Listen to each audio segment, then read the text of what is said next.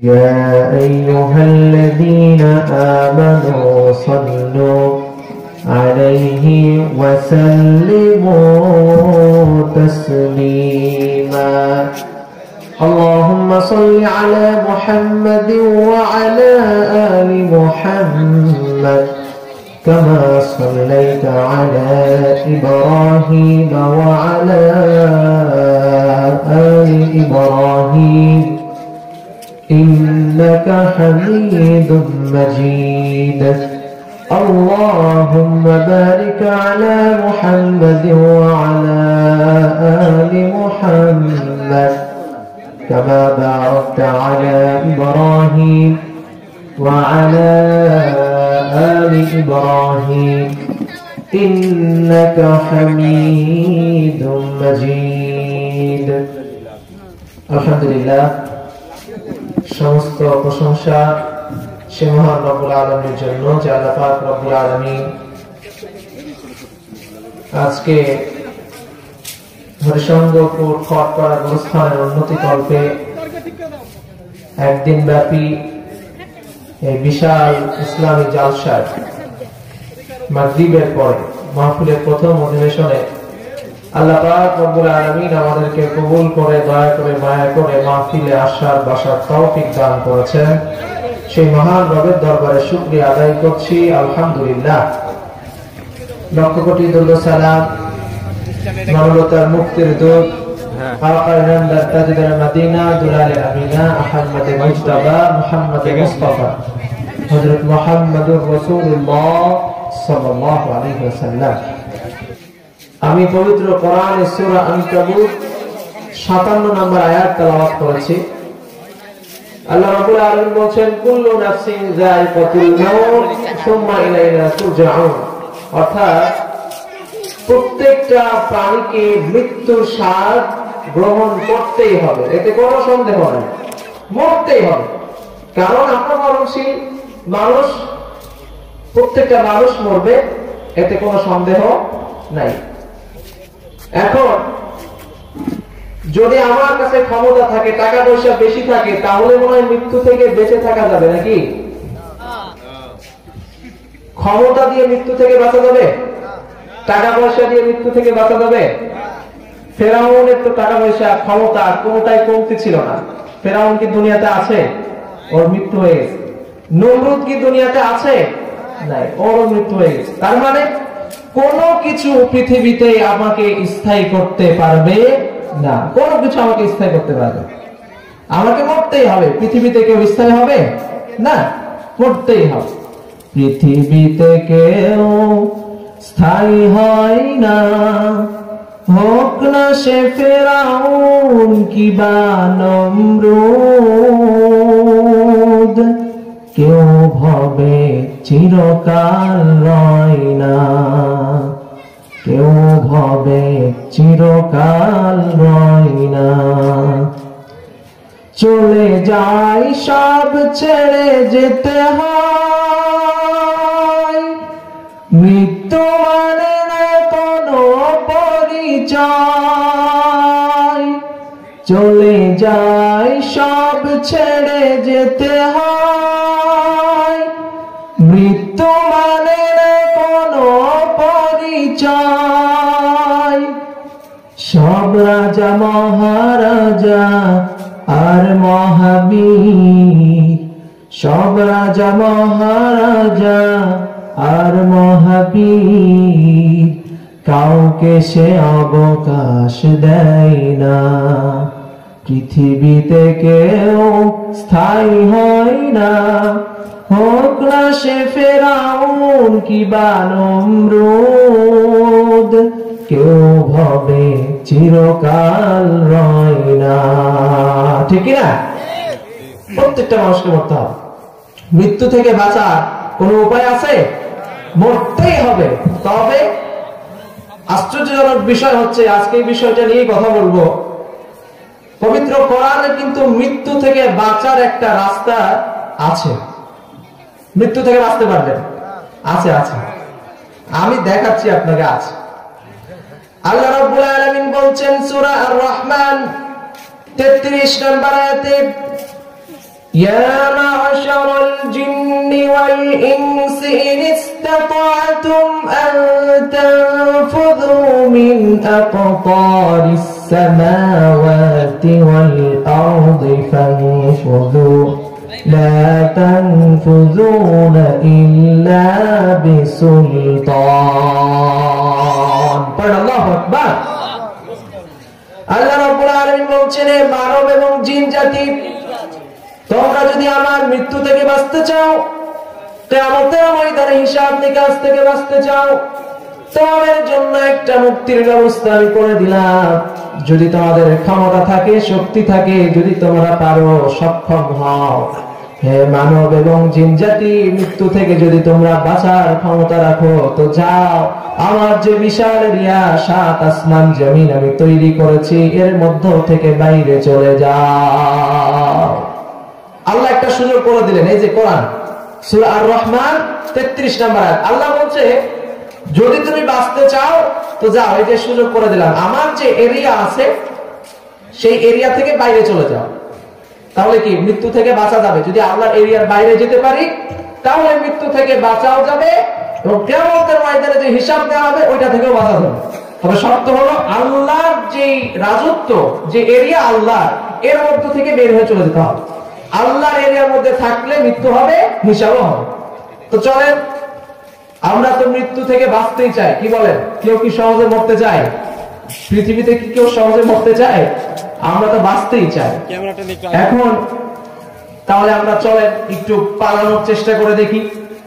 আল্লাহ তো বিশাল এরিয়া, তো আল্লাহ যখন একটা সুযোগ দিয়েছেন, তো সুযোগটা কাজে লাগাতে ক্ষতি কি? চলেন একটু পালানোর চেষ্টা করি। এখন পালাতে হলে ডানে বামে সামনে পেছনে নিচে ওপরে এর মধ্যে তো পালাতে হবে। আপনি যদি আশেপাশে যান তো আপনার ডানে বামে সামনে পেছনে কিছু দূর যাওয়ার পরে একটা সময় আপনি পানি পেয়ে যাবেন। কেননা পৃথিবীর 70.9 ভাগ, 70.9 ভাগই হচ্ছে পানি, আর বাকি 30 ভাগ হচ্ছে স্থল। 4 ভাগের 3 ভাগই পানি আর 1 ভাগ মাত্র হচ্ছে স্থল। এখন 4 ভাগের 3 ভাগই পানি, 1 ভাগ স্থল। তো পানিতে পড়ে যাচ্ছে, আগে চলো স্থল দিয়ে পালানোর চেষ্টা করি। আপনি আমি যদি মৃত্যু থেকে বাঁচার নিয়ত করে মাটি খুঁড়তে শুরু করি, তাহলে কোথায় গিয়ে পৌঁছাবো? মাটি খুঁড়ে আল্লাহর যে জমিন তৈরি করেছে এটা খুঁড়ে আল্লাহর জমিনের বাইরে চলে যাব, বাস মৃত্যু থেকে বেঁচে যাব। সত্য কথা, একই করছি না। আপনি মাটি খুঁড়ে আল্লাহর যে এরিয়া এটা থেকে বাইরে চলে যান, মৃত্যু থেকে বেঁচে যাবেন। এটা আল্লাহর কোরআনের কথা, আমার কথা নয়। তা আপনি যদি যেতে চান, চলেন দেখা যাক কতদূর আমরা যেতে পারি। প্রশান্ত মহাসাগরে একটা গর্ত পাওয়া গেছিল। সেখানে এই পৃথিবীর সবচেয়ে আধুনিক তথ্য প্রযুক্তি হচ্ছে আমেরিকা। তারা সেখানে খোঁড়া শুরু করলো। যেতে যেতে যেতে যেতে 11 কিলোমিটার নিচে গেল। তারপরে দেখে যে এবার পাইপ যাচ্ছে না, তখন একটু শক্ত লোহার পাইপ দেওয়ার ব্যবস্থা করা হলো। আরো যেতে শুরু করলো। যেতে যেতে যেতে যেতে আরো কয়েক কিলোমিটার যাওয়ার পরে তারা পেল রূপান্তরিত শিলা।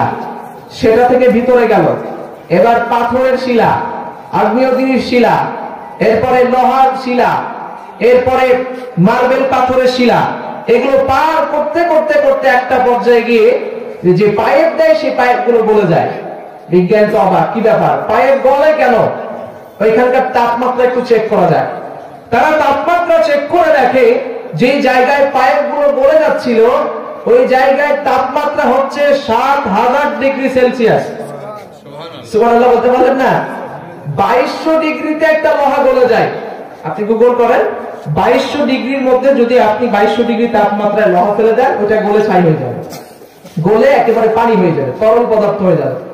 আর ওইখানে 7000 ডিগ্রি তাপমাত্রা, তাহলে ওইখানে কি লোহার কোনো অস্তিত্ব থাকবে? তো মানুষ যদি পড়ে যায় কি হবে চিন্তা করেন। তখন আর পাইপ খুঁড়ে মাটির ভিতরে ঢোকাতে পারে না। তখন তারা ফায়ার প্রুফ পাইপ নিয়ে আসলো, যেটা আগুনে পড়ে না। পৃথিবীর আগুনে চেক করে দেখে হ্যাঁ সত্যিই পড়ছে না, কিন্তু যখন ওই জায়গায় দেয় সাথে সাথে ওইটা গলে তরল পদার্থ হয়ে যায়। তখন তারা ওইখানে একটা মুভিং ক্যামেরা লাগালো। মুভিং ক্যামেরা লাগিয়ে এবার তারা দেখছে যে ওই জায়গার ভিতরে যে কি আছে এটা দেখা যায় না, তবে ওইখানে চিৎকার শোনা যায়, কোটি কোটি মানুষ জ্বলে গেলাম, পুড়ে গেলাম, এরকম চিৎকার চেঁচামেচি সেখানে করছে। সুবহানাল্লাহ। আল্লাহ রাব্বুল আলামিন বলছেন কাল্লা ইন্না কিতাবাল ফুজ্জারি লাফি সিজ্জিন, আমি জাহান্নামীদের আমলনামা সিজ্জিনে রেখে দেব। আর জমিনের নিচে ফুটন্ত টকবকে পানির কথা আল্লাহ কোরআন সূরা তুরের মধ্যে বলেছেন ওয়াল বাহরিল মাসজুর, ফুটন্ত টকবকে পানির কসম। আল্লাহ রাব্বুল আলামিন বলেছেন এই মাটির নিচে আমি অনেক ভয়ানক আযাবের ব্যবস্থা করে রেখেছি। বিজ্ঞান দেখলো এমন একটা পর্যায়ে গিয়ে দেখলো ৭০০০ ডিগ্রি তাপমাত্রা সেলসিয়াস, সেখানে লোহা পর্যন্ত গলে যায়। তারা ওই দিন থেকে খনন বন্ধ করে দিল। তারা ওইখানে তারা প্রমাণ করে ফেললো মাটির নিচে খুঁড়ে খুঁড়ে কখনো জমিন থেকে বের হয়ে চলে যাওয়া যাবে না। সুবহানাল্লাহ। ৪ ভাগের ৩ ভাগ হচ্ছে পানি, ১ ভাগ মাটি। মাটি খুঁড়ে যাওয়া গেল না। এবার চলেন পানি দিয়ে পালানোর চেষ্টা করি। আপনি যদি সমুদ্রের মধ্যে যাওয়া শুরু করেন, আজ পর্যন্ত বিজ্ঞান এত আধুনিক হয়েছে, এত এত ডেভেলপ হচ্ছে বিজ্ঞানের, কিন্তু এখন পর্যন্ত কোন বিজ্ঞানী সমুদ্রের শেষ সীমানাটা কোথায়, পানির শেষ কোথায়, এটা আজ পর্যন্ত তারা খুঁজে বের করতে পারে না। সুবহানাল্লাহ। তাহলে মৃত্যু থেকে আমরা বাঁচছি কিন্তু পালানোর চেষ্টা করছি। তাহলে এই পৃথিবী থেকে পালাতে পারলাম না। এবার চলেন মহাকাশ দিয়ে পালাই। এদিক তো পথ বন্ধ, তো ওই দিক দিয়ে খোলা আছে, কারণ আমরা তো সব খোলা দেখতে পাচ্ছি। তো চলেন ওই দিক দিয়ে পালানোর চেষ্টা করি। আল্লাহর আরশে আজিম কয়টা বলে? আল্লাহর আসমান কয়টা? রব্বুল আলামিন বলছেন আল্লাযী খালাকা সাবআ সামাওয়াতি তিবাকা। আল্লাহ রাব্বুল আলামিন বলছেন সূরা মুলকের ৩ নম্বর আয়াতে, আমি তোমাদের জন্য ৭টা আসমান স্তরে স্তরে তৈরি করেছি। একটা আয়াত বাদ দিয়ে সূরা মুলকের ৫ নম্বর আয়াতে রব্বুল আলামিন বলছেন ওয়ালাকাদ যায়্যানাস সামাআদ দুনিয়া বিমাসাবিহা ওয়া জাআলনাহা। আল্লাহ রাব্বুল আলামিন বলছেন আমি তোমাদের এই প্রথম আসমানের নিচটাকে সুন্দর সুন্দর তারকা দিয়ে ভরপুর করেছি, সুন্দর সুন্দর আলোর ব্যবস্থা করে দিয়েছি, যাতে করে দর্শকদের জন্য প্রথম আসমানটা সুন্দর হয়ে যায়। সুবহানাল্লাহ। প্রথম আসমানের নিচে অনেক তারকা রব্বুল আলামিন দিয়েছেন। আপনি যদি মহাকাশ দিয়ে পালাতে চান, এই পৃথিবীটা আজ পর্যন্ত অনেক মানুষ আছে, ঢাকাও যায় নাই, বাংলাদেশ পার হয়ে ইন্ডিয়া যায় নাই। আপনি মনে করছেন বাংলাদেশটা কত বড়? মানচিত্রে একবার নজর দিয়ে দেখেন, বাংলাদেশ এই শব্দটা বাংলাদেশের মানচিত্রে লেখার জায়গা পর্যন্ত নাই, ঠিক না? এই পৃথিবীটা কত বড়, পৃথিবীটা শেষ করতে পারি নাই। পৃথিবী পার হয়ে আমরা মৃত্যু থেকে বাঁচবো, ৭ আসমান পালিয়ে যেতে হবে, বাঁচতে হবে। আর আপনি জানলে অবাক হবেন, আমাদের এই পৃথিবীর থেকে সূর্য হচ্ছে ১৩ লক্ষ গুণ বড়। ১৩ লক্ষ গুণ বড়। তাহলে কি সূর্যটাই সব থেকে বড়, তাই না? না, সূর্য এরকম ১৩ লক্ষ গুণ বড় আমাদের পৃথিবীর থেকে। সূর্য ৯ কোটি ৩০ লক্ষ মাইল দূরে আছে। এই সূর্যটা একসঙ্গে ৩ কোটি সূর্যকে চকলেটের মতো খেয়ে ফেলতে পারে এমন তারকা আমাদের গ্যালাক্সিতে আল্লাহ হাজার হাজার দিয়েছেন। সুবহানাল্লাহ। চিন্তা করতে পেরেছেন? ৩ কোটি সূর্যকে চকলেটের মতো খেয়ে ফেলবে এমন তারকা আমাদের গ্যালাক্সিতে কতগুলো? হাজার হাজার। কত হাজার? প্রায় ৪০,০০০ কোটি তারকা আমাদের গ্যালাক্সির মধ্যে রয়েছে। সুবহানাল্লাহ। তাহলে চিন্তা করছেন কিভাবে পালাবেন আপনি? এগুলো শেষ করতে পারবেন? তাহলে এতগুলো তারকা যে আমাদের গ্যালাক্সিতে আছে, আমাদের গ্যালাক্সিটার দূরত্ব কত জানেন? ব্যাস ১০ লক্ষ আলোকবর্ষ। আলোকবর্ষ মানে আলো যে গতিতে চলে, আলো যদি আমাদের গ্যালাক্সির এই প্রান্ত থেকে ও প্রান্ত যেতে চায়, ওর সময় লাগবে ১০ লক্ষ বছর। আলো সেকেন্ডে কয় মাইল বেগে ছোটে? ১,৮৬,০০০ মাইল বেগে ছোটে। তো ১,৮৬,০০০ মাইল বেগে যদি আলোটা ছোটে, ওর আমাদের গ্যালাক্সির এই প্রান্ত থেকে ওই প্রান্ত পর্যন্ত যেতে সময় লাগবে কত? ১০ লক্ষ বছর। এরকম তারকা কি কম আছে? আল্লাহ রাব্বুল আলামিন বলছেন সূরা সাফফাত ৬ নম্বর আয়াতে, ইন্না যায়্যানাস সামাআদ الدنيا بزينة الكواكب আমি দুনিয়ার আকাশকে তারকারাজির সৌন্দর্য দ্বারা সুসজ্জিত করেছি। তারকারাজির কথা বলেছেন, একটা দুইটা তারকা নয়, হাজার হাজার তারকা তিনি দিয়েছেন। এত গেল আমাদের গ্যালাক্সির কথা। তো পৃথিবীতে এই প্রথম আসমানের যে মহাশূন্য, ওইখানে কি গ্যালাক্সি একটাই আছে? না, অনেক গ্যালাক্সি আছে। রব্বুল আলামিন বলছেন সূরা ফুরকান 61 নম্বর আয়াতে, তাবারাকাল্লাযী জাআলা ফিস সামাই বুরুজান ওয়া জাআলা ফীহা সিরাজান ওয়া কমারান মুনীরা। আল্লাহু আকবার।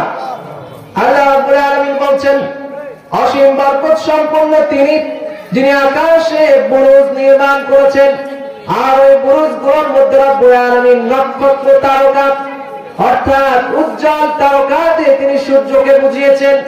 সূর্য তিনি তৈরি করেছেন, আর একটা করে চাঁদ তিনি নির্মাণ করে দিয়েছেন।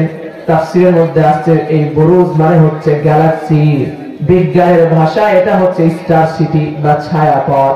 আর এরকম এক একটা স্টার সিটি গ্যালাক্সির মধ্যে আল্লাহ রাব্বুল আলামিন কোটি কোটি নক্ষত্র তারকা তৈরি করে রেখেছে। সুবহানাল্লাহ। এরকম গ্যালাক্সি কতগুলো আছে আজ পর্যন্ত বিজ্ঞান এটা শেষ করতে পারে নাই। কোটি কোটি সহস্র সহস্র গ্যালাক্সি আল্লাহ রাব্বুল আলামিন এই প্রথম আসমানের নিচে স্থান দিয়েছে।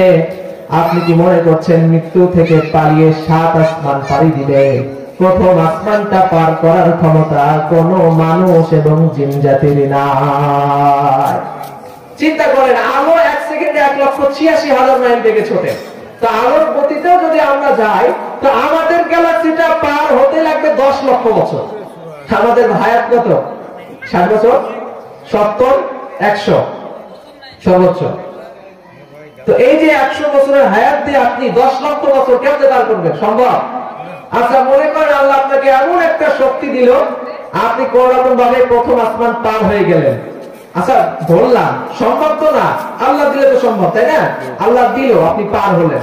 এখন পার হওয়ার পরে আল্লাহর আসমান কি একটা? আসমান কয়টা? ওয়াবানাইনা ফাওকাকুম সাবআন শিদাদা। সূরা নাবার মধ্যে আল্লাহ বলছেন, আমি মজবুত 7টা আসমান তৈরি করে রেখেছি। নরবরে আসমান না, ঢিলে ঢালা আসমান না, আপনি চাইলে হামবোর্ড দিয়ে ভেঙে ফেলতে পারবেন না, এমন মজবুত আসমান আল্লাহ রাব্বুল আলামিন তৈরি করেছে। দুনিয়ার এই সাধারণ চক্ষু দিয়ে আল্লাহর একটা আসমানও দেখা সম্ভব নয়। এই যে আমরা যেটা দেখি, এটা কি আকাশ? এটা মহাশূন্য। আকাশ দেখার ক্ষমতা এই চোখের নাই। তো আপনি কোন রকম ভাবে প্রথম আসমান পার হয়ে গেলেন, এবার আরো 6টা আসমান আছে। চলেন একটা হাদিস শরীফ, বিশ্বনবী বলছেন, তোমরা কি জানো প্রথম আসমান দ্বিতীয় আসমানের থেকে কত ছোট?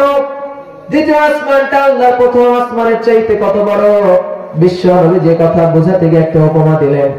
তোমরা সাহারা মরুভূমি দেখেছো, তোমরা ওই সাহারা মরুভূমির মধ্যে যদি তোমাদের হাতের আংটিটা ফেলে দাও, ওই সাহারা মরুভূমি গোটা মরুভূমির তুলনায় আংটিটা যত বড়, আল্লাহ দ্বিতীয় আসমানের তুলনায় আল্লাহর প্রথম আসমানটা তত বড়।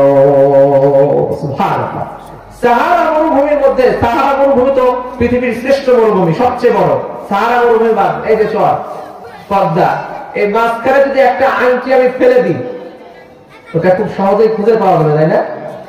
হীরার আংটি দিলাম, রাতের বেলা চকচক করবে, পাওয়া যাবে? একটা হাতের আংটি কত বড়, এই আংটিটা যদি ফেলে দিই পাওয়া যাবে? আরে ভাই, আংটি তো দূরের কথা, হাতের একটা চুড়ি ফেললেও কি পাওয়া যাবে? এই যে বিশাল চর এলাকা, এই চরে একটা আংটি ফেলে দিলে যত হয়, এই চরের থেকে 1000 গুণ বেশি বড় হচ্ছে সাহারা মরুভূমি।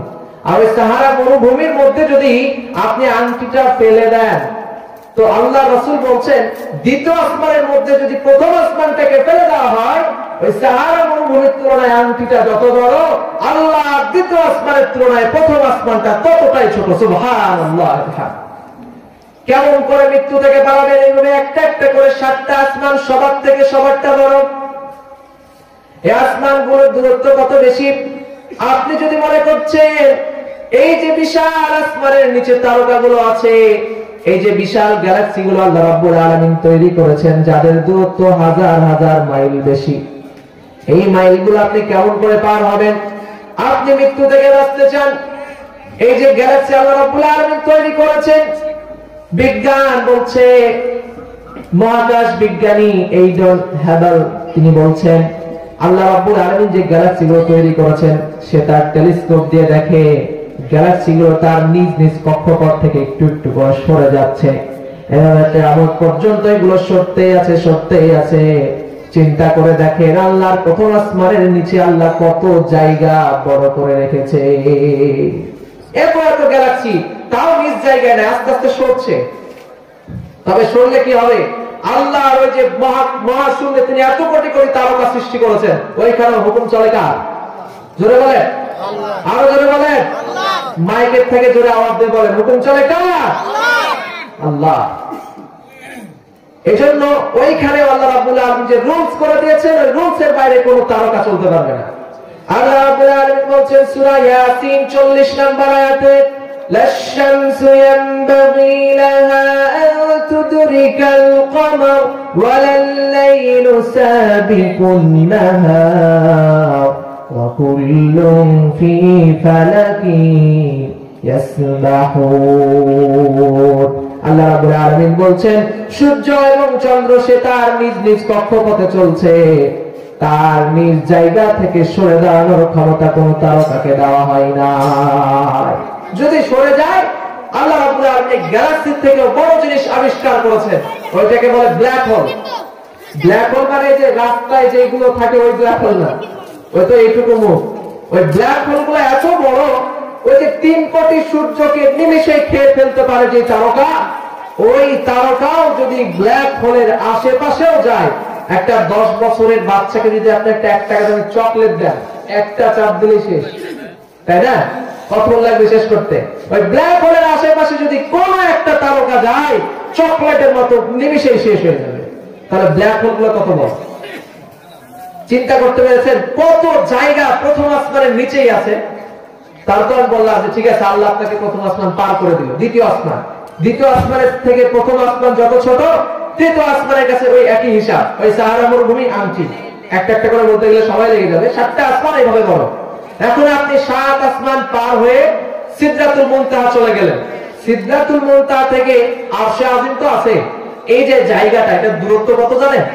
বিশ্ব নবীজি বলছেন একেবারে জমিন থেকে সিদরাতুল মুনতাহা পর্যন্ত যত দূর রাস্তা, একটা হাদিসের মধ্যে আসছে বিশ্ব নবীজি বলছেন এই জমিন থেকে আসমানের রাস্তা হচ্ছে 500 বছর।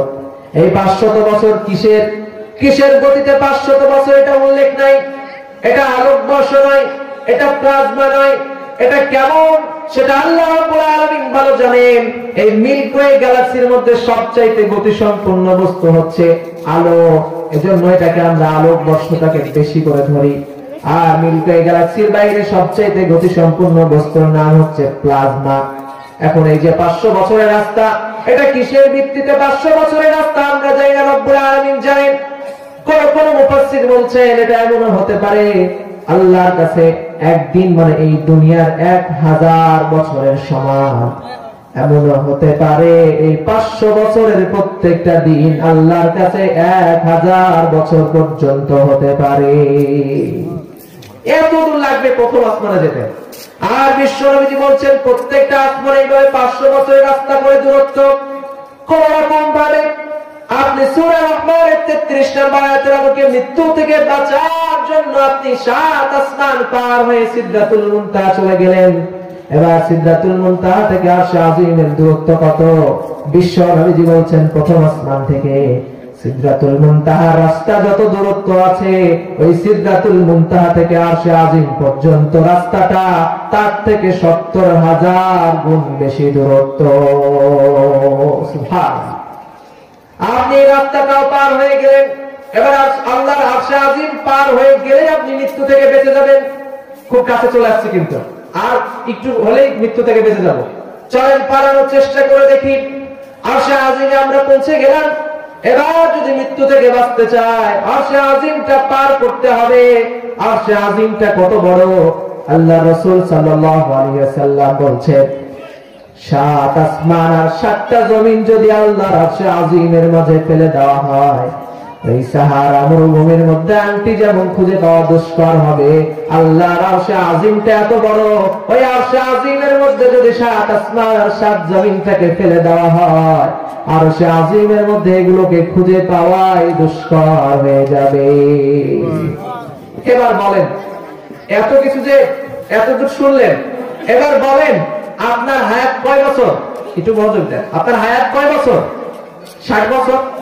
এই 60 বছরের জিন্দেগি দিয়ে আপনি কি করে এত রাস্তা পার হয়ে মৃত্যু থেকে বাঁচবেন? বলেন, সম্ভব হবে? এজন্যই রব্বুল আলামিন এই আয়াতের শেষ অংশে বলছেন, লা তানফুযুনা ইল্লা বিসুলতান। চিৎকার করে পড়ুন আল্লাহু আকবার। আল্লাহ রাব্বুল আলামিন বলছেন, বান্দা, ও মানুষ এবং জিন, তোমাকে আমি পালানোর রাস্তা দিয়েছি বটে, কিন্তু কোনদিনও তোমরা আমার এরিয়া পার করে মৃত্যু থেকে বাঁচতে পারবে না।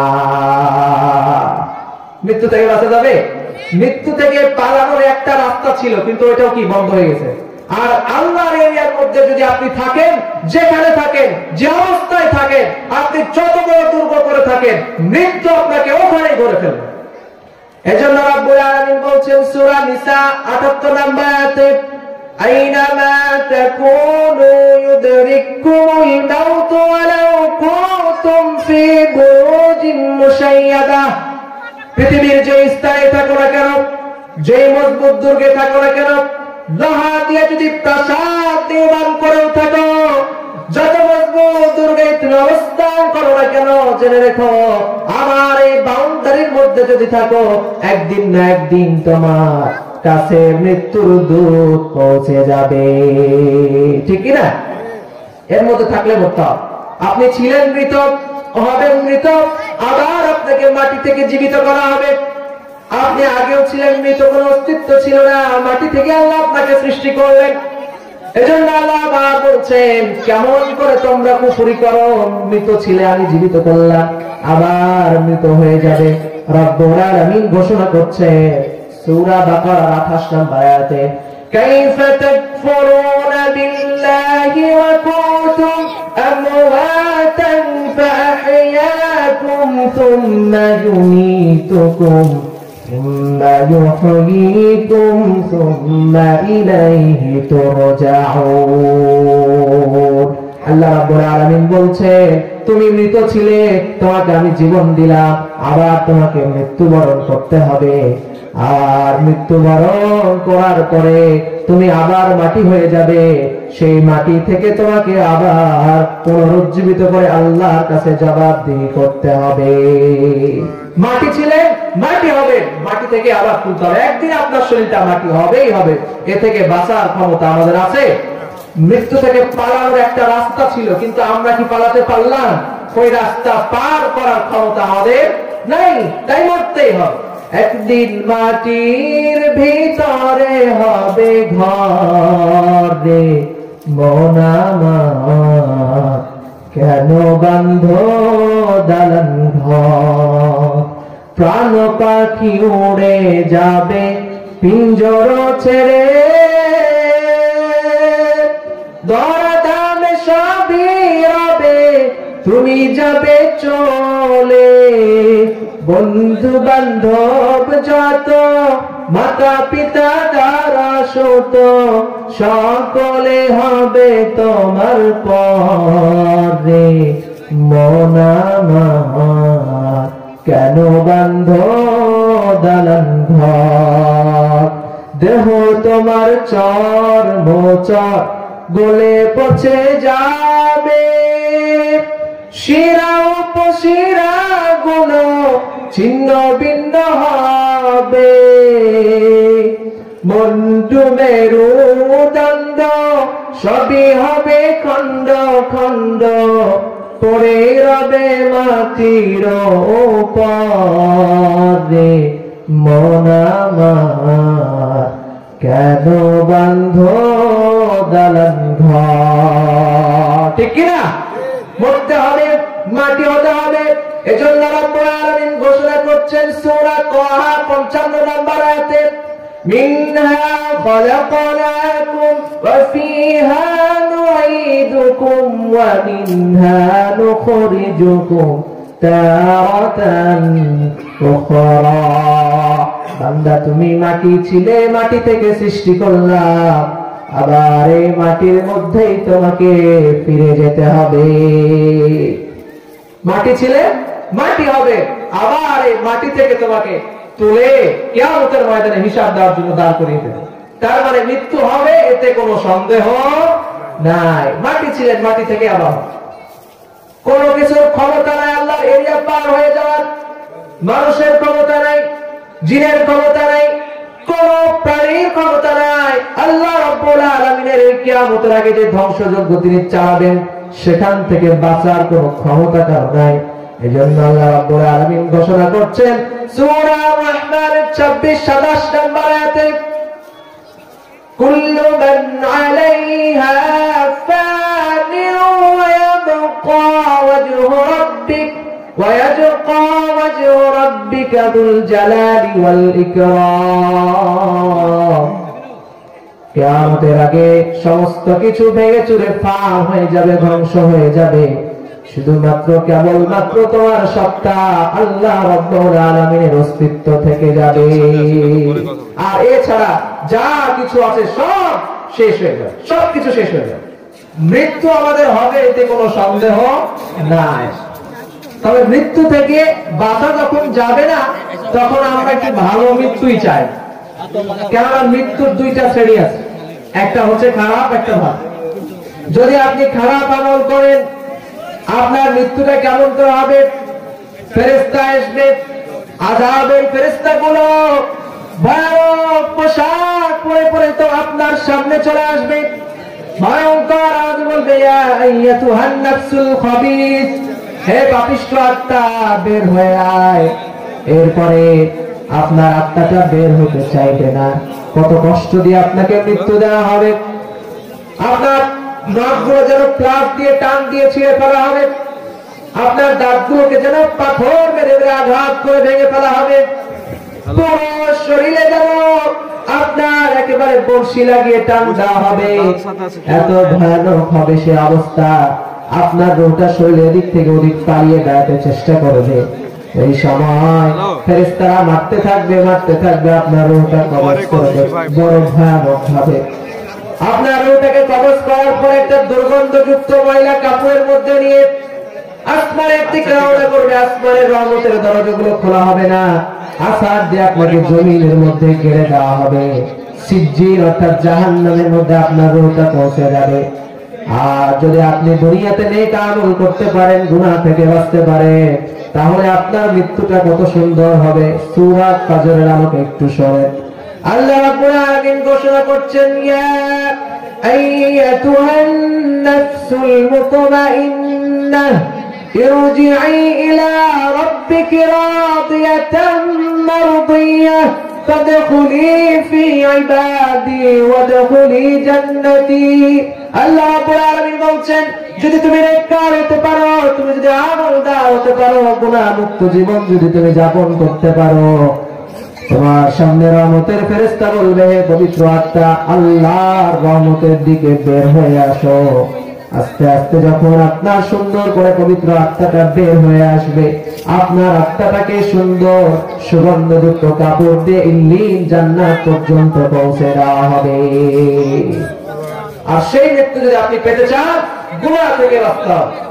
এখন গুনাহ থেকে বাঁচবেন কি করে? বিশ্ব নবীজি বলছেন, আকসিরু যিকরাহাতি মিন লাযযাত, বেশি বেশি মৃত্যুর কথা স্মরণ করো। এই যে পিছে গোরস্থান, কত কবর, কত মানুষ এখানে শুয়ে আছে, আজকে ডাক দেন একটা মানুষ উত্তর দিবে না। কখন মৃত্যু হয়ে যায় আমরা জানি না, তাই মৃত্যু আসার আগে আগে কবরের জন্য প্রস্তুত হয়ে নেন। মৃত্যুর কথা আপনাদেরকে বেশি বেশি স্মরণ করা লাগবে। যদি আমরা মৃত্যুর কথা বেশি বেশি স্মরণ করতে পারি, তাহলে আল্লাহ রাব্বুল আলামিন আমাদেরকে গুনাহ থেকে বাঁচিয়ে দিবে। এখন মৃত্যুর কথাটা স্মরণ হতে হবে স্মরণের মতো। যেমন তেমন ভাবে মৃত্যুর কথা স্মরণ করলে হবে না। আপনি মনে করছেন আমি মরবো, এতটুকু শুধু মনে করছেন মরবো, বাস শেষ। শুধু আপনি মরবেন এই কথা এতটুকু বললে কি মৃত্যু স্মরণ হয়ে যায়? না। আপনি যে মৃত্যু স্মরণ করবেন, আপনার মনের মধ্যে এই ধান্দা থাকতে হবে যে আপনি মরছেন, মরে যেতে পারেন। এই যে গুনাহ করছেন, এই গুনাহ করতে করতে আপনি মরে যেতে পারেন। আর এই অবস্থায় মৃত্যু হলে কবর কি আযাব, কি গজব, কি জবাব আপনি আল্লাহর কাছে দিবেন। গুনাহ করার আগে স্মরণ করেন এই মুহূর্তে মৃত্যু হতে পারে। দেখেন এখানে কথা বলতে বলতে একজনের মৃত্যুর খবর চলে আসলো। কখন কার মৃত্যু হয়ে যায় এটা কি আমরা জানি?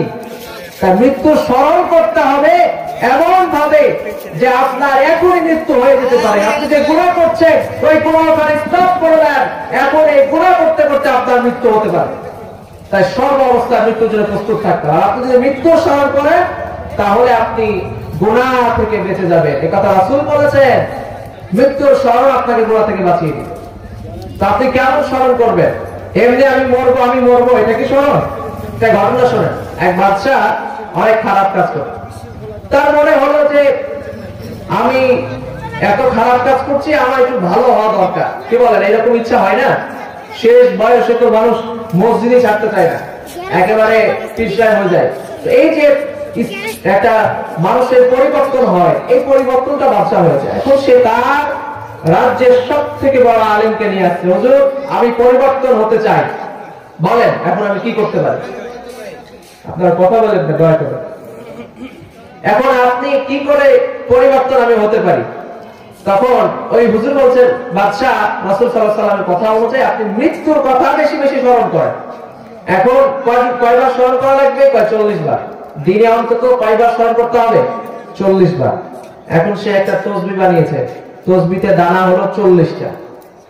সকাল সন্ধ্যা ওই তসবিহ জপে, আমি মরবো এরকম করতে করতে 40 বার। কয়দিন করতে হবে? 40 দিন। 2-3 দিন যাওয়ার পরে কিরে খারাপ কাজ তো আমি করেই যাচ্ছি, ভালো তো হতে পারলাম না, তো জিকির একটু বাড়াই দিই। 3 দিন পরে আর একটু বাড়াই দিই, 40 দিনের পরে 80 দিন, 90 বার এরকম করতে করতে 40 দিন জিকির করেছে, কিন্তু কাজ হয় না, লেগে ফায়ার। হুজুর বললোটা কি, এত কষ্ট করলাম, আমি 40 দিন জিকির করলাম, মরে যাবো, মৃত্যু স্মরণ করলাম, কিন্তু আমি তো ভালো হতে পারলাম না। হুজুরকে ধরে নিয়ে আগে ফাঁসি দিল। এবার হুজুরকে ধরে নিয়ে আসা হয়েছে। বাদশা বলছে, হুজুর আপনি কি উপায় দিলেন, আমি তো ভালো হতে পারলাম না, এখন আপনার ফাঁসি হোক। শেষ ইচ্ছা কি বলেন? 2 ঘন্টা পরে আপনার ফাঁসি। তখন হুজুর বলছে, বাদশা আমি তো মরেই যাব, তা আপনি একটু বলেন তো মৃত্যুর স্মরণটা কি করে করেছেন? বলছে, হুজুর আমি 40টা দানা দিয়ে তসবিহ বানিয়েছিলাম এবং প্রতিদিন 40 বার করে জপেছিলাম, আমি মরবো এইভাবে 40 বার করে জপেছিলাম, কিন্তু আমি তো ভালো হতে পারি না, দোষ তো আপনার, এখন ফাঁসি হোক। তো শেষ ইচ্ছা কি বলেন? হুজুর বলছে, যাক ফাঁসি যখন দিবেন 2 ঘন্টা হাতে সময় আছে তো দেন, 2 ঘন্টার জন্য আমাকে বাদশা করে দেন। হুজুর যখন বলছে আমাকে বাদশা করে দেন, বাদশা ওটা মরে যখন যাবে তো দিলাম, যা 2 ঘন্টাই তো, ঠিক আছে বাদশা করে দিলাম। এখন বাদশা হুজুর, এখন বাদশা যখন হুজুর, তখন হুজুরের সব কথা চলবে। বাদশা তো এখন বাদশা হয়ে প্রথম আদেশ জারি করলো যে এই রাজ্যের সব থেকে সুন্দরী সুন্দরী রমণী গুলোকে নিয়ে আসো। তখন বাদশা চিন্তা করে, আরে হুজুর হলে কি হবে, হুজুরের ভিতরে ঘাবলা আছে, সুন্দরী নারী দেখতে চাচ্ছে, মরে যাবে, এখন একটু কোবা তিল্লা করা বাদ দিয়ে ও সুন্দরী রমণী চাচ্ছে। হুজুরের প্রতি খারাপ ধারণা জন্মে গেল। এমন কিছু মানুষ আমাদের সমাজে আছে না নাই? জোরে বলতে হবে, আছে না নাই? হুজুর দেখলে ওদের সহ্য হয় না। এমনকি একজন কোরআনের মুফাসসিরকে এই সমাজে, কোরআনের মুফাসসিরকে ধর্ষক পর্যন্ত বানানো হয়েছে, ঠিক কি না? হুজুরদেরকে সহ্য করতে পারে না, আলেম ওলামা দেখলে তাদের বিরুদ্ধে লেগে যায়, এমন টাকা আছে না নাই? আবার এমন কিছু হুজুরও আছে যারা শুধুমাত্র মিষ্টি খাওয়ার সুন্নাত গুলো মানে, কিন্তু হক কথা বলা সুন্নাত এটা মানে না। ওই সমস্ত কিছু আলেমদের জন্য আজকে সমাজের সব আলেমদেরকে লাঞ্ছিত করা হয়, ঠিক কিনা? আজকে সব আলেম হক কথা বলে না।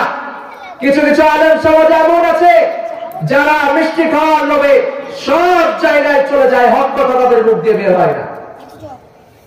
আর এই সমস্ত আলেমদের কারণে ভালো ভালো মুফাসসিরকে আজকে মৌলবাদী বলা হয়, আজকে জেনাকার বলা হয়, আজকে তাদেরকে উগ্রবাদী বলে জেলে পচিয়ে পচিয়ে তারপরে মেরে ফেলা হয়, ঠিক কিনা? কিন্তু ভাই আপনি ভুলে গিয়েছেন শুধুমাত্র মিষ্টি খাওয়া সুন্নাত নয়, শুধুমাত্র পাগড়ি মাথায় আর মেসওয়াক করাটাই সুন্নাত নয়। মেসওয়াক করা যেমন সুন্নাত, পাগড়ি মাথায় দেওয়া যেমন সুন্নাত, ঠিক তেমনি আল্লাহ রাসূল উহুদের ময়দানে জালিমের বিরুদ্ধে প্রতিরোধ করে তুলেছিলেন, ঠিক কিনা? আল্লাহ রাসূল যেমন মিষ্টি খাওয়া সুন্নাত, আল্লাহ রাসূলের পাগড়ি মাথায় দেওয়া যেমন সুন্নাত, তেমন অন্যায়ের বিরুদ্ধে বাধা দেওয়াটাও রাসূলের সুন্নাত, ঠিক কিনা? সুন্নাত নয় শুধু পাগড়ি মাথায় দেয়া, আর সুন্নাত হলো অন্যায় বাধা দেয়া, ঠিক না? সুন্নাত নয় শুধু মাজলুম সহায়ক, সুন্নাত জালিমের প্রতিরোধ। সুন্নাত নয় শুধু নামনীয় আলাপন, সুন্নাত প্রয়োজনে হুঙ্কার গর্জন, ঠিক না? মহাব্বতে তার সুদিনের সাথী তুমি, দুর্দিনেও তার পাশে থাকো কি? আরো কিছু সুন্নাত আছে তুমি জানো কি? জানলেও জীবনে কখনো তা মানো কি? সুন্নাত নয় শুধু দাওয়াতের মেহমান, সুন্নাত নয় শুধু খাওয়া শেষে মধুপান, আরো কিছু সুন্নাত আছে তুমি জানো কি? জানলেও জীবনে কখনো তা মানো কি? ঠিক না রেখে সুন্নাত সবকিছু। এক শ্রেণীর মানুষ আছে আলেমদের একটু দোষ পেলে একেবারে ওইটাকে তিলকে তাল করে সমাজে আলেমদেরকে বেইজ্জত করার জন্য প্রস্তুত হয়ে থাকে। আলেমদের ভালো সহ্য করতে পারে না। আলেমরা একটু ভালো থাকলে, হাফেজদের একটু ভালো থাকলে সহ্য করতে পারে না। আলেমদের বিরুদ্ধে সব সময় ফতোয়া রেডি করে রাখে, অজুহাত খুঁজে সমাজে যারা হক কথা বলে তাদেরকে মিথ্যা মামলা দিয়ে জেল ফাঁসিতে ঝুলিয়ে দেয়, ঠিক কিনা? এই সমস্ত ওই বাদশার মতো ডাকাত আজকে সমাজে আছে না নাই? সেই বাদশা চিন্তা করছে, আইরে হুজুর রে মরে যাবি, একটু তোবা তিল্লা করার বাদ দিয়ে নারী চাস, হুজুরের তো মতলব না। কিন্তু আসলে কি হুজুরদের ভিতরে আশা থাকে? হুজুর তো হুজুরই, কারণ আল্লাহর জমিনে সব থেকে বেশি আল্লাহকে ভয় করে যারা কোরআনের পথে কথা বলে, যারা আলেম ওলামা, তারা হচ্ছে আল্লাহকে সব থেকে বেশি ভয় করে। ইন্নামা ইয়াখশাল্লাহ মিন ইবাদিহিল উলামা, ওলামায়ে কেরাম আল্লাহকে বেশি ভয় করে। তো হুজুর বলছে, হুজুর কিছু মনে করে না, ঠিক আছে নিয়ে আসেন।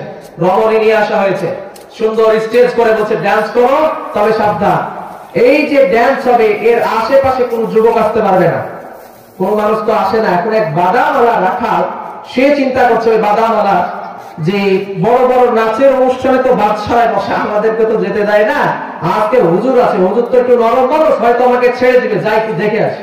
বাস চলে গেছে, যে একটু টুকি মেরেছে, একটু উকি দিয়ে দেখেছে মহিলা প্যান্ডেলে, বাস ওকে ধরে নিয়ে আসার পরে বলছে 1 ঘন্টা পরে তোর ফাঁসি। বাদামওয়ালা তো চিন্তা করে করলামটা কি, আমি একটু শুধু উকি দিয়েছি আমার ফাঁসি হয়ে গেল। যাক, বাদশার আদেশ তখন তো আর অমান্য হবে না, ফাঁসি তো হবেই। এখন জেলখানার মধ্যে বাদশা বলছে, বলো তোমার শেষ ইচ্ছা কি? আমার কোনো শেষ ইচ্ছা নাই, আমাকে পানি দেন আর জায়নামাজ দেন। পানি জায়নামাজ নেওয়ার পরে ওই বাদামওয়ালা কি করেছে, নামাজ পড়া শুরু করেছে। হুজুর বলছে, ওই যে রমণীগুলোর মধ্যে সব থেকে বেশি সুন্দরী যে নারীটা, তাকে নিয়ে আসো, ওই বাদামওয়ালার জেলখানার মধ্যে দিয়ে দাও। 1 ঘন্টা সময় আছে, যাও, এই 1 ঘন্টা তোমাকে রমণীটাকে দিয়ে দেওয়া হলো। রমণীটাকে যখন সামনে দেওয়া হয়েছে, বাদামওয়ালা রমণীর দিকে তাকানো দূরের কথা, যাই নামাজের মধ্যে হাত তুলে আল্লাহর কাছে দোয়া করে আর কান্দে, আল্লাহ আমার জীবনের গুনাহগুলো তুমি মাফ করে দাও, দোয়া করছে। বাদশা বলছে, হুজুর আমার বোঝা হয়ে গিয়েছে, মৃত্যুর স্মরণ কাকে বলে? ও হুজুর, আমি তো ভুল বুঝেছিলাম। এই যে বাদামওয়ালা চিন্তা করছে আর 1 ঘন্টা পরে আমার ফাঁসি হয়ে যাবে, আমি যদি এই রমণীর সঙ্গে জিনা করে কবরে যাই, কবরে যাওয়ার সাথে সাথে ফেরেশতা যদি আমাকে জিজ্ঞেস করে আল্লাহর জন্য কি করে এসেছো, এই যে জিনা করেছে এর শাস্তি যদি আমাকে পেতে হয়, এই ভয়ে আমি আল্লাহর কাছে শুধু প্রার্থনা করি, আল্লাহ সারা জীবন যা গুনাহ করেছি তুমি মাফ করে দাও, আর একটু পরে মৃত্যু হবে, কবরে তুমি আমার মুক্তির ব্যবস্থা করে দিও। বাদশা বলছে, হুজুর আমার বোঝা হয়ে গিয়েছে যে মৃত্যুর স্মরণ আসলে কাকে বলে। মৃত্যুর স্মরণ এটা নয় আমি মরবো, এটা মৃত্যুর স্মরণ নয়। মৃত্যুর স্মরণ হচ্ছে আমি যে কাজটা করছি, আমি যদি গান শুনি আমার ভিতরে মেন্টালিটি আসতে হবে এই গান শুনতে শুনতে আমার মৃত্যু হলেও হতে পারে। আমি সুদ খাচ্ছি, এই সুদ খাওয়া অবস্থায় আমার মৃত্যু হতে পারে। আমি বিড়ি খাই, এই বিড়ি খাওয়ার অবস্থায় আমার মৃত্যু হতে পারে। আমি জেনা করি, এই জেনাকারী অবস্থায় আমার মৃত্যু হতে পারে। এটাকে বলে মৃত্যুর স্মরণ। এই কথা যদি আপনি চিন্তা করেন তাহলে আপনি অবশ্যই গুনাহ থেকে বেঁচে যাবেন। কেননা মৃত্যুর স্মরণ আপনি আজ বাদে কাল করবেন, এই সুযোগ কি আছে? কখন মরবেন এটা কি জানেন? আল্লাহ রাব্বুল আলামিন বলছেন সূরা লোকমান 34 নম্বর আয়াতে, وَلَا تَدْرِي نَفْسٌ بِأَيِّ أَرْضٍ تَمُوتُ, কার কখন কোথায় কোন সময় মৃত্যু হবে কেউ জানে না। আমি জানি না কখন আমার মৃত্যু হবে, এজন্য সর্ব অবস্থায় প্রস্তুত থাকা লাগবে। আল্লাহ রাব্বুল আলামিন বলছেন সূরা ইউনূস 49 নম্বর আয়াতে, ইযা জাআ আজালুহুম ফালা ইস্তাখিরুনা সাআতান ওয়া লা ইস্তাকদিমুন। প্রত্যেকটা জাতির জন্য, প্রত্যেকটা ব্যক্তির জন্য একটা নির্দিষ্ট সময় বেঁধে দেওয়া হয়েছে, আর এই সময় যখন চলে আসবে 1 সেকেন্ড আগেও হবে না, 1 সেকেন্ড পরেও হবে না। সময় আসার সাথে সাথে আপনার মৃত্যুটা হয়ে যাবে। সময়ের তো উপস্থিতি, কখন মৃত্যু হবে এটা আমরা জানি না, কোথায় মৃত্যু হবে এটা আমরা জানি না। আমার আজকের এই যে সংক্ষিপ্ত আলোচনা, এই আলোচনার মূল বিষয়বস্তু ছিল মৃত্যু। মৃত্যু থেকে বাঁচার কোনো পথ নাই, একটা পথ আছে, কিন্তু সেই পথ থেকে পালানো আমাদের পক্ষে সম্ভব নয়। তার মানে সবশেষে ক্যালকুলেশন এটাই আসে যে আমরা মরবো, এতে কোনো সন্দেহ আছে? কখন মরবো এটা কি জানি? মরবো এটা জানি, কিন্তু কখন মরবো এটা জানি না। আপনার বাবা ছিল, আপনার দাদা ছিল, এই যে গোরস্থান পিছে শুয়ে আছে, আজকে গতকালকে যে ছিল আজকে সে নাই। একটু আগে একজন মানুষের মৃত্যুর খবর আমরা শুনলাম। তা আপনার মৃত্যু যে হবে না একটু পরে, এর কোনো গ্যারান্টি আছে? তাই প্রিয় হাজরিন, পর্দার আড়ালের মা এবং বোনেরা, আমি আপনাদের কাছে শেষ কথা বলে যাই, মৃত্যু কখন হবে আপনি জানেন না, আমি জানি না। এজন্য এই যে গোরস্থানের মাহফিল থেকে শিক্ষা নিয়ে যান, মৃত্যু যখন হবে মৃত্যুর জন্য প্রস্তুত থাকতে হবে। এমন মৃত্যু আমরা আল্লাহর কাছে কামনা করব যাতে করে মৃত্যু পরবর্তী জীবনটা আমাদের সুন্দর হয়, সফল হয় এবং শান্তির জায়গা জান্নাত পর্যন্ত আমরা পৌঁছাতে পারি। এমন জীবন আমরা করার চেষ্টা করতে পারবো তো ইনশাআল্লাহ? আল্লাহ আমাদের সকলকে তৌফিক দান করুন। সকলে পড়ছে আল্লাহুম্মা আমিন। আল্লাহ তুমি আমাদের সকলের কপালে, আমাদের নসিবে ভালো মৃত্যু দান করে দাও, বলো আমিন। মৃত্যুর সময় রাসূলের নূর নূরানী চেহারাটা আমাদের চোখের সামনে, জান্নাতটা চোখের সামনে তুমি দিয়ে দাও, বলো আমিন। মৃত্যুর সময় আমাদের সকলের মুখে তুমি কালেমা নসিব করে দাও, বলো আল্লাহুম্মা আমিন।